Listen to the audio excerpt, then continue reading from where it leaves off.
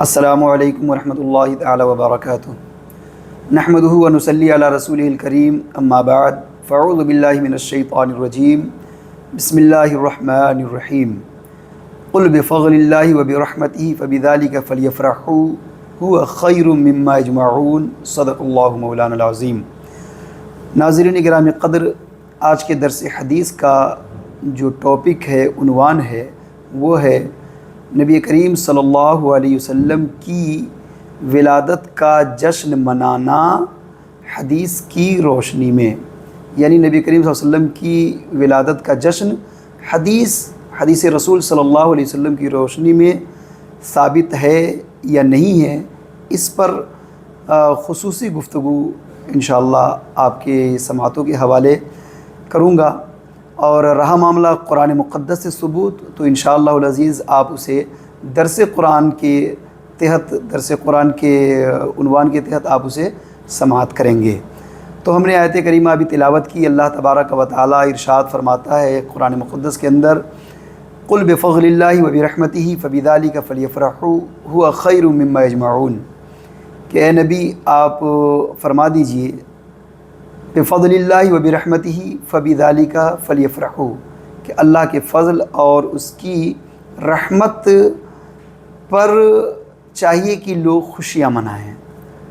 اور یہ خوشیاں منانا یہ ان چیزوں سے بہتر ہے جو لوگ جمع کرتے ہیں۔ تو قرآن مقدس کی اس آیت کریمہ میں بہت واضح طور پر اللہ نے یہ فرمایا کہ جب اللہ تبارک و تعالیٰ کا کوئی فضل، اللہ کی نعمتیں تمہیں ملے تو اس فضل پر، اس نعمت پر خوشی کا اظہار کرنی چاہیے، مسرت و شادمانی کا اظہار کرنی چاہیے، مبارکبادی پیش کرنی چاہیے۔ یہ قرآن مقدس سے ثابت ہے۔ اب ظاہر ہے کہ ہمارے آقا صلی اللہ تعالیٰ علیہ وسلم کی ولادت باسعادت، آپ کا اس خاکدان گیتی پر تشریف لانا، اور خصوصیت کے ساتھ قیامت تک آنے والی اس امت کے لیے آپ کا رحمت بن کر کے تشریف لانا، اس سے بڑھ کر کے اللہ تبارک و تعالیٰ کا عظیم فضل اور اللہ کی عظیم رحمت اور کون ہو سکتی ہے؟ یقیناً ہمارے آقا صلی اللہ تعالیٰ علیہ وسلم سراپا رحمت ہیں، اور اللہ کا خاص فضل ہے کہ اللہ تبارک و تعالیٰ نے ہم سب کے لیے آپ کو رہبر بنا کر کے بھیجا، آپ کو نبی بنا کر کے بھیجا، اور ہم سب کو آپ کا امتی بنایا۔ یہ اللہ تبارک و تعالیٰ کا بڑا احسان ہے، بڑا فضل ہے، اور بڑی رحمت ہے اللہ تبارک و تعالیٰ کی۔ اب اس رحمت کے ملنے پر اگر کوئی خوشی منائے، اور خوشی منانے والوں پر کوئی اگر اعتراض کرے، کوئی یہ کہے کہ حدیث سے اس کا ثبوت نہیں ہے، قرآن سے اس کا ثبوت نہیں ہے، یا یہ کہ ائمہ مجتہدین اور فقہاء کرام کے اقوال سے اس کا ثبوت نہیں ہے، تو اس کے لیے بہت سے دلائل موجود ہیں، انہیں کتابوں کا مطالعہ کرنی چاہیے۔ میں یہاں پر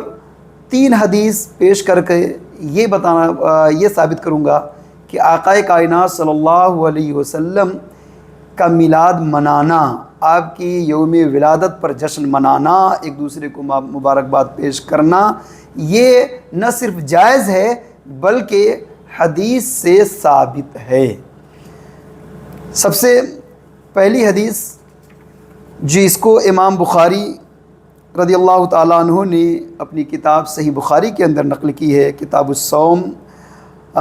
باب الصیام یوم عاشورہ کے تحت ذکر کی ہے۔ حدیث نمبر 1900 ہے کہ جب میرے آقا صلی اللہ تعالیٰ علیہ وسلم مکہ مکرمہ سے ہجرت فرما کر کے مدینہ طیبہ تشریف لے گئے، اسی کے تناظر میں ہے۔ حدیث کے راوی حضرت عبداللہ ابن عباس رضی اللہ تعالیٰ عنہما ہے، بیان کرتے ہیں کہ حضور نبی اکرم صلی اللہ تعالیٰ علیہ وآلہ وسلم جب مدینہ طیبہ تشریف لائے تو آپ صلی اللہ علیہ وسلم نے دیکھا کہ یہودی یوم عاشورہ یعنی 10ویں محرم کا روزہ رکھتے ہیں۔ آپ صلی اللہ علیہ وسلم نے ان سے اس دن روزہ رکھنے کا سبب دریافت فرمایا، تو انہوں نے جواب دیا کہ یہ دن ہمارے لیے متبرک ہے، ہمارے لیے یہ بابرکت دن ہے، یہ وہ مبارک دن ہے جس دن اللہ تعالیٰ نے بنی اسرائیل کو ان کے دشمن یعنی فرعون سے نجات دلائی۔ یہ ہمارا گویا کہ ان کا کہنا ہے کہ یہ ہمارا یوم آزادی اور یوم نجات ہے۔ پس حضرت موسیٰ علیہ السلام نے اس دن روزہ رکھا۔ آپ صلی اللہ علیہ وسلم نے فرمایا کہ تم سے زیادہ موسیٰ کا حقدار میں ہوں۔ چنانچہ آپ صلی اللہ علیہ وسلم نے اس دن خود بھی روزہ رکھا اور صحابہ کرام کو بھی اس دن روزہ رکھنے کا حکم دیا۔ اب غور فرمائیے، بخاری شریف کے اندر یہ حدیث موجود ہے۔ آقا صلی اللہ علیہ وسلم مدینہ طیبہ میں رہنے والے اور اس کے اطراف میں رہنے والے یہودیوں کو دیکھا کہ وہ یوم عاشورہ کو عید کی طرح مناتے ہیں، جشن کی طرح مناتے ہیں اور اس دن روزہ رکھتے ہیں، سیلیبریٹ کرتے ہیں۔ تو آپ نے دریافت فرمایا جب ان لوگوں نے بتایا کہ اسی دن اللہ تبارک و تعالیٰ نے ہمارے نبی حضرت موسیٰ علیہ السلام اور ان کی قوم کو فرعون اور فرعونیوں سے نجات دیا اور فرعون اور فرعونیوں کو غرق فرما دیا، ہمیشہ کے لیے نجات دے دیا۔ تو اس دن خود حضرت موسیٰ علیہ السلام نے بھی روزہ رکھا اور اس دن کے بعد سے ان کے ماننے والے، ان کا کلمہ پڑھنے والی پوری قوم اس دن کو خاص طور پر سیلیبریٹ کرتی ہے، مناتی ہے۔ تو ایسا نہیں کہ صرف ان کا معاملہ ہے۔ میرے آقا فرماتے ہیں کہ جب موسیٰ علیہ السلام نے یہ کیا اور موسیٰ علیہ السلام کو اللہ نے نجات دی تو موسیٰ علیہ السلام کے حقدار جتنا تم ہو اس سے کہیں زیادہ تو میں موسیٰ علیہ السلام کا حقدار ہوں۔ اور خود آقا صلی اللہ علیہ وسلم نے بھی یوم عاشورہ کو روزہ رکھا اور صحابہ کرام کو بھی حکم دیا کہ یوم عاشورہ کا روزہ رکھو۔ اسے کیا پتہ چلا کہ موسیٰ علیہ السلام جو اللہ کے نبی ہیں، ان کو اور ان کی قوم کو اللہ نے اس دن ایک عظیم نعمت عطا فرمائی۔ کون سی نعمت؟ دشمنوں سے نجات دیا۔ جس دشمن نے انہیں اور ان کی قوم کو پریشان کر رکھا تھا، اللہ تبارک و تعالیٰ نے انہیں غرق فرما دیا۔ تو یقیناً یہ بڑی عظیم نعمت، بڑی عظیم دولت اور اللہ کا بڑا فضل اور احسان ہے، جس کی وجہ سے اس وقت تک میرے آقا صلی اللہ علیہ وسلم مدینہ طیبہ ہجرت فرما کے گئے تو اس وقت خود آپ نے مشاہدہ فرمایا کہ وہاں کے یہودی اس دن کو بڑے اچھے انداز میں مناتے ہیں اور منانے کی وجہ وہی فرعون سے نجات پانا ہے۔ تو جب وہ عظیم نعمت پر وہ قوم خوشیاں منا رہی تھی، روزے رکھ رہی تھی، سیلیبریٹ کر رہی تھی، تو خود میرے آقا صلی اللہ علیہ وسلم نے بھی روزہ رکھا اور صحابہ کرام کو بھی روزہ رکھنے کا حکم دیا۔ اس سے کیا پتہ چلا کہ جب بھی کوئی عظیم نعمت ملے، اللہ تبارک و تعالیٰ کوئی خاص احسان فرمائے تو اس دن کو یاد رکھنا چاہیے، اس دن کو سیلیبریٹ کرنا چاہیے اور اس دن مبارکبادی ایک دوسرے کو پیش کرنا چاہیے۔ تو جب موسیٰ علیہ السلام کے نجات والے دن کو خود میرے آقا نے منایا، خود میرے آقا نے اور صحابہ کو بھی حکم دیا منانے کا، تو اس سے کیا پتہ چلتا ہے کہ میرے آقا صلی اللہ علیہ وسلم جو صرف نہ یہ کہ امتیوں کے لیے بلکہ تمام انبیاء کے لیے بھی آپ کی ذات نعمت ہے، پوری کائنات کے لیے آپ کی ذات نعمت ہے، تو آپ کے یوم ولادت پر خوشیاں ہم کیوں نہ منائیں، جبکہ خود نبی کریم صلی اللہ علیہ وسلم کی اس عمل سے ثابت ہو گیا کہ موسیٰ علیہ السلام کو جب اللہ نے نجات دیا تو آپ نے بھی اسے منایا۔ تو جب آپ کو اللہ تبارک و تعالیٰ نے اس خاکدانی گیتی پر بھیجا اور رحمت بنا کر کے بھیجا تو ہم اس دن کو بطور جشن کیوں نہ منائیں۔ اس پر صرف ایسا نہیں کہ یہ صرف فقط ایک حدیث ہے اور اس سے میں یا مجھ جیسے اور دیگر لوگوں نے یا یہ کہ علماء نے صرف فقط استدلال کے نہیں، بلکہ بڑے بڑے مفسرین نے بھی اور بڑے بڑے علماء نے بھی اس قول سے یوم عید میلاد منانے، میلاد مصطفیٰ صلی اللہ علیہ وسلم منانے کو اس حدیث سے ثابت کیا ہے اور یہ بتایا ہے کہ اس سے واضح طور پر یہ ثابت ہوتا ہے کہ میرے آقا صلی اللہ علیہ وسلم کی یوم ولادت کے دن کو بطور جشن منانا بالکل جائز ہے اور اس حدیث کی روشنی میں بالکل ثابت ہے۔ اور اس سے بھی بہت ہی عظیم جو خود بہت واضح حدیث ہے، کچھ یہ ہو سکتا ہے کہ اسے شبہ ہو کہ یہ تو ایک دوسرا واقعہ ہے اور اس دوسرے واقعے سے استدلال کر رہے ہیں جو اشارۃ النص کے طور پہ اسے ثابت ہو رہا ہے۔ تو ایک دوسری حدیث میں دیکھیے کہ میرے آقا صلی اللہ تعالیٰ علیہ وسلم کی عادت کریمہ تھی کہ آپ پیر کے دن یعنی یوم الاثنین دوشنبہ کے دن آپ روزہ رکھا کرتے تھے۔ جب آپ روزہ رکھا کرتے تھے تو اس دن کے بارے میں صحابہ کرام نے آپ سے دریافت کیا اور پوچھا کہ یا رسول اللہ صلی اللہ علیہ وسلم آپ اس دن روزہ کیوں رکھتے ہیں؟ تو اس سلسلے میں مسلم شریف کی حدیث ہے، امام مسلم نے اس حدیث کو نقل کیا ہے کتاب الصیام کے اندر، باب استحباب صیام ثلاثت ایام من کل شہر، اس باب کے تحت حدیث نقل کی ہے کہ فرماتے ہیں کہ رسول اللہ صلی اللہ تعالیٰ علیہ وسلم سے پوچھا گیا، سوال کیا گیا کہ حضور آپ پیر کے دن روزہ رکھتے ہیں، پیر کے دن روزہ رکھتے ہیں، اس کی وجہ کیا ہے؟ تو آقا صلی اللہ علیہ وسلم نے ارشاد فرمایا، اسی روز میری ولادت ہوئی اور اسی روز میری بعثت ہوئی اور اسی روز میرے اوپر قرآن نازل کیا گیا۔ اب دیکھیے اس حدیث میں جس کو امام مسلم نے روایت کیا ہے، کتنے واضح طور پر میرے آقا صلی اللہ علیہ وسلم نے روزہ رکھنے کا سبب بیان فرمایا۔ صحابہ نے جب دریافت کیا، رسول اللہ آپ پیر کے دن بطور عادت روزہ رکھتے ہیں، اس کی کیا وجہ ہے؟ تو آپ نے ارشاد فرمایا، کیونکہ اسی دن میری ولادت ہوئی ہے، یعنی آپ اپنے یوم ولادت کو روزہ رکھ کر کے منا رہے ہیں، گویا کہ یہ آپ پوری امت کو آپ پیغام دے رہے ہیں کہ میرا اس دنیا میں آنا کوئی عام بات نہیں ہے بلکہ بہت اہم ہے۔ اس دن کو یاد رکھنا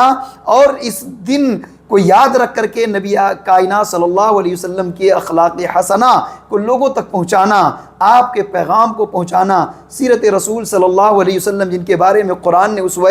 حسنہ کہا ہے، اس اسوہ حسنہ کو لوگوں تک عام کرنا، لوگوں تک پہنچانا، مختلف انداز میں اسے پہنچانا، یقیناً یہ ہم سب کی ذمہ داری ہے، کیونکہ جب ہم اپنے عمل سے اس چیز کو ثابت نہیں کریں گے، جب ہم اپنے عمل سے اس چیز کو نہیں بتائیں گے کہ میرے آقا صلی اللہ علیہ وسلم کی آمد، دنیا میں تشریف آوری ہمارے لیے عظیم نعمت ہے، اس دن اگر ہم خوشیاں نہ منائیں، کیونکہ نہ منائے تو یہ بڑی ناانصافی ہوگی، اس وجہ سے کہ میرے آقا صلی اللہ علیہ وسلم کے صدقے میں تو ہمیں قرآن ملا ہے، آپ کے صدقے ہی میں تو ہمیں عید جیسی عظیم نعمت یعنی عید الفطر اور عید الاضحیٰ جیسی عظیم نعمتیں بھی ہمیں ملی، تو کن کے صدقے میں ملی؟ میرے آقا صلی اللہ علیہ وسلم کے صدقے میں ملی۔ اسی وجہ سے جب میرے آقا صلی اللہ علیہ وسلم نے خود اپنے یوم ولادت پر روزہ رکھا، اور وہ بھی ایسا نہیں کہ صرف سال میں ایک مرتبہ، بلکہ آپ ہر ہفتے یوم الاثنین یعنی دوشنبہ کو آپ روزہ رکھتے تھے، تو گویا کہ پتہ چلتا ہے، معلوم ہوتا ہے کہ آپ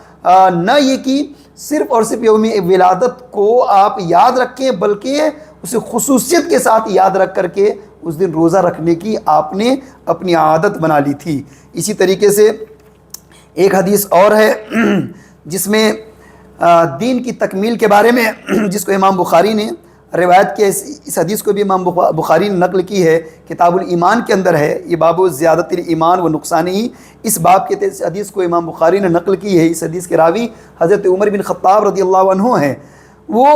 روایت کرتے کہ ایک یہودی نے ان سے کہا کہ اے امیر المومنین، آپ اپنی کتاب میں ایک ایسی آیت پڑھتے ہیں کہ اگر وہ آیت ہم گروہ یہود پر اترتی تو ہم اس کے نزول کا دن عید بنا لیتے۔ آپ نے پوچھا کون سی آیت؟ تو اس نے کہا، اس آیت کا ترجمہ یہ کہ آج میں نے تمہارے لیے تمہارا دین مکمل کر دیا اور تم پر اپنی نعمت پوری کر دی اور تمہارے لیے اسلام کو بطور دین یعنی مکمل نظام حیات کی حیثیت سے پسند کر لیا، جو قرآن مقدس میں الیوم اکملت لکم دینکم یہ آیت نازل ہوئی۔ اس آیت کے بارے میں کہا تو اس کے جواب میں حضرت عمر رضی اللہ تعالیٰ عنہ نے فرمایا کہ جس دن اور جس جگہ یہ آیت حضور نبی اکرم صلی اللہ علیہ وسلم پر نازل ہوئی ہم اس کو پہچانتے بھی ہیں، اور آپ صلی اللہ علیہ وسلم اس وقت جمعہ کے دن عرفات کے مقام پر کھڑے تھے۔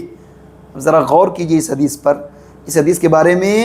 یہودیوں نے کیا کہا کہ اگر یہ آیت ہمارے لیے ہوتی، ہماری کتابوں میں نازل ہوئی ہوتی تو ہم اس کو بطور عید مناتے۔ حضرت عمر رضی اللہ تعالیٰ عنہ نے جواب میں کیا فرمایا کہ ہم اس دن، اس تاریخ، اس وقت کو بھی یاد رکھے ہیں، اور یہ آیت جمعہ کے دن نازل ہوئی اور مقام عرفات میں یہ آیت نازل ہوئی، اور یعنی حج کے موقع پر نازل ہوئی۔ اس جواب کو سن کر کے یہودی خاموش ہو گیا۔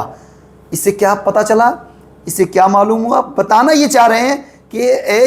حضرت عمر رضی اللہ تعالیٰ عنہ یہ بتانا چاہ رہے ہیں کہ